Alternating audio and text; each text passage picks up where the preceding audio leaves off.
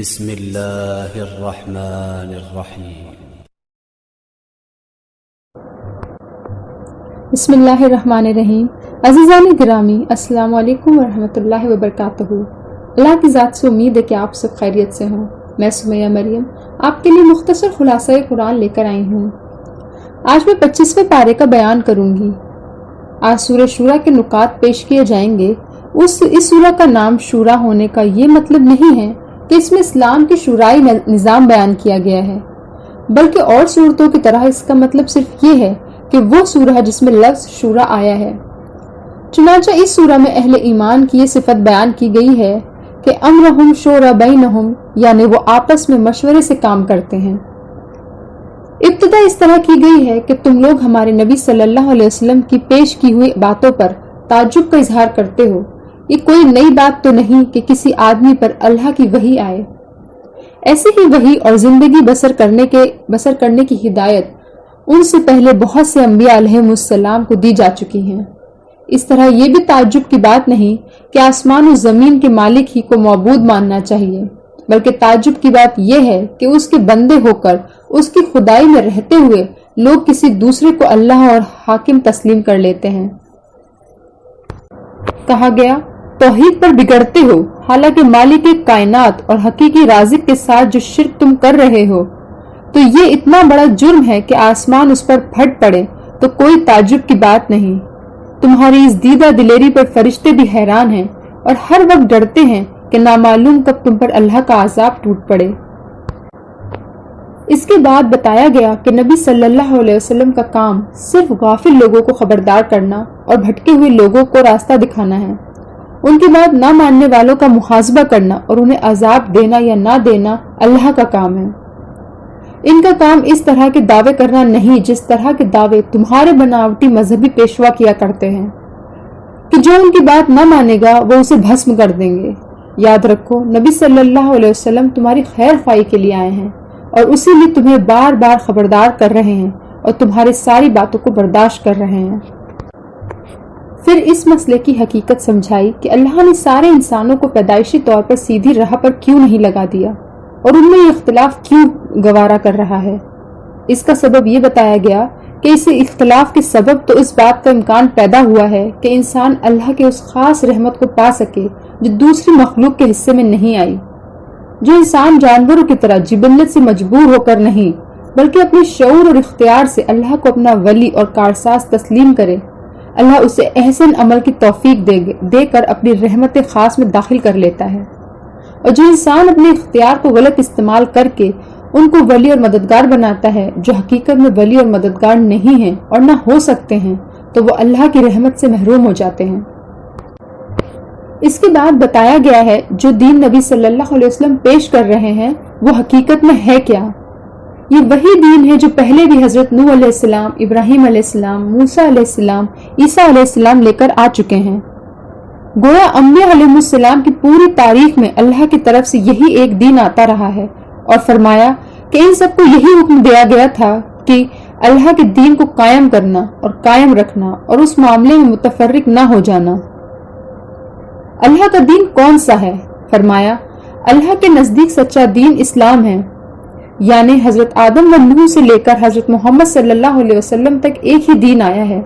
اگر فرق ہے تو حالات اور زمانوں کے لحاظ سے بعض جزیات میں فرق ہے۔ اس کی مثال ایسی ہے جیسے بچے کے بالغ ہونے تک قدر اور جسامت میں فرق ہوتا چلا جاتا ہے۔ اس فرق کے لحاظ سے کپڑا چھوٹے بڑے ہو جاتے ہیں، مگر بنیادی ڈھانچہ ایک ہی ہوتا ہے۔ ساتھ ہی بتایا گیا تم لوگوں کو احساس نہیں ہے کہ اللہ کے دین کو چھوڑ کر غیر اللہ کے بنائے ہوئے دین اور قانونوں کو اختیار کرنا اللہ کے مقابلے میں کتنی بڑی ڈھٹائی ہے۔ تم اسے معمولی بات سمجھتے ہو، مگر یہ اللہ کی غیرت کو للکارنے والی بات ہے اور اس کی سزا بھی ان کو بھگتنی پڑے گی جو ایسا کریں گے۔ رزق و معاش کے تعلق سے اللہ تعالیٰ نے بتایا کہ اللہ بندوں پر حد درجہ مہربان ہے، جس کو جو کچھ چاہتا ہے دیتا ہے۔ سب کو یکساں سب چیزیں نہیں دے دیتا، کسی کو کوئی چیز دیتا ہے تو کسی کو کچھ اور، کسی کو کم کسی کو زیادہ۔ اگر وہ زمین میں روزی پھیلا دے اور سب بندوں کو کھلا رزق دے دے تو وہ زمین میں سرکشی اور طوفان برپا کر دیں گے، مگر وہ ایک حساب سے جتنا چاہتا ہے نازل کرتا ہے۔ یقیناً وہ اپنے بندوں سے باخبر ہے اور سب کچھ دیکھ رہا ہے۔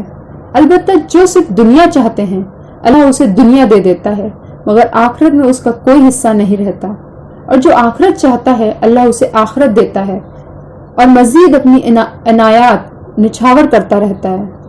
اب بندے کا کام ہے کہ وہ اپنی بھلائی کے لیے کس چیز کا انتخاب کرتا ہے۔ تمہیں جو مصیبتیں پہنچتی ہیں تمہارے کرتوتوں کی وجہ سے ہیں۔ بہت ساری کوتاہیوں کو اللہ یوں ہی درگزر فرما دیتا ہے۔ تم زمین میں خدا کو عاجز نہیں کر سکتے، اللہ کے مقابلے میں تمہارا کوئی مددگار نہیں۔ تم انسانوں کو جو کچھ دیا گیا ہے وہ بہت معمولی اور چند روزہ فائدہ بخش ہے۔ خدا کے پاس آخرت میں جو کچھ ہے وہ زیادہ بہتر اور پائیدار ہے۔ وہ ان لوگوں کے لیے جو خدا کو مانتے ہیں، اس پر بھروسہ کرتے ہیں، کبیرہ گناہوں سے بچتے ہیں، بے حیائی کے کاموں سے پرہیز کرتے ہیں، غصہ آ جائے تو درگزر کرتے ہیں، اپنے رب کا حکم مانتے ہیں، نمازیں پڑھتے ہیں، اپنے معاملات آپس میں مشورے سے چلاتے ہیں، ہم نے جو دیا ہے اس میں سے راہ خدا میں خرچ کرتے ہیں، کوئی زیادتی کرے تو مقابلہ کرتے ہیں، برائی کا بدلہ بس اتنی ہی برائی ہے، یہ اصولی بات ہے، مگر جو درگزر کر دے اور اصلاح کرے اس کا اجر اللہ کے ذمے ہے، یہ دوسرا ضابطہ اخلاق ہے۔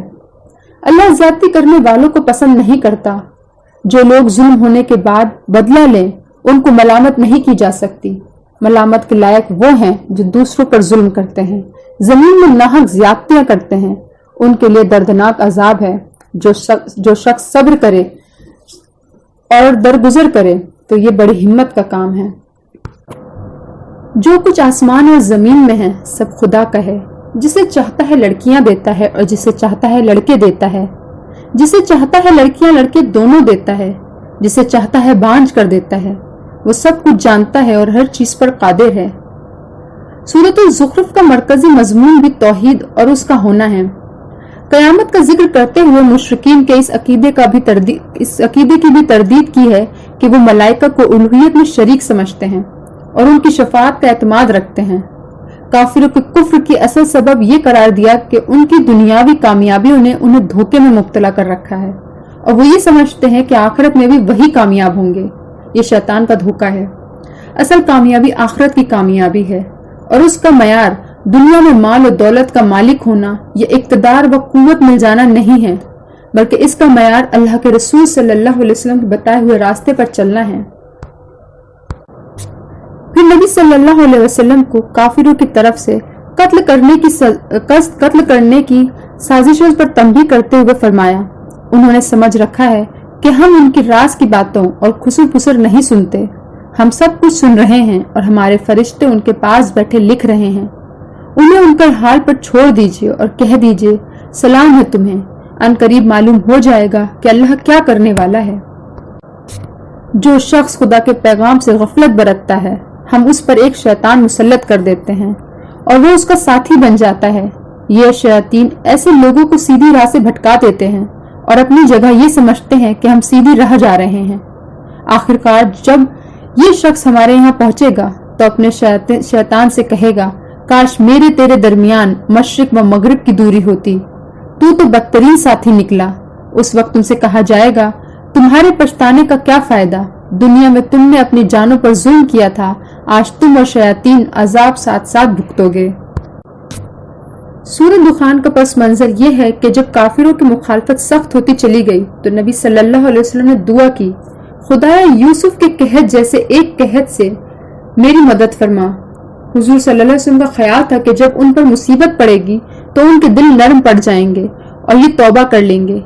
اللہ تعالیٰ نے آپ کی دعا قبول فرمائی اور ایسا قحط پڑا کہ لوگ بلبلا اٹھے۔ بعض سرداران قریش خاص طور پر ابو سفیان حضور صلی اللہ علیہ وسلم کے پاس آئے اور درخواست کی کہ اپنی قوم کو اس بلا سے نجات دلانے کے لیے اللہ سے دعا کریں۔ اس موقع پر اللہ نے یہ سورہ نازل فرمائی۔ اس میں جو اہم باتیں بیان فرمائی گئی ہیں یہ ہیں،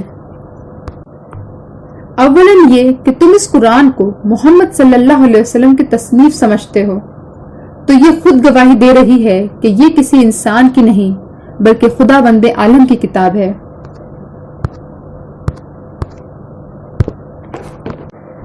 دوسرا یہ کہ تم اس کتاب کو اپنے لیے مصیبت سمجھتے ہو کہ اس میں تو بس یہ حرام ہے، یہ شرک ہے، یہ بدعت ہے، یہی لکھا ہوا ہے۔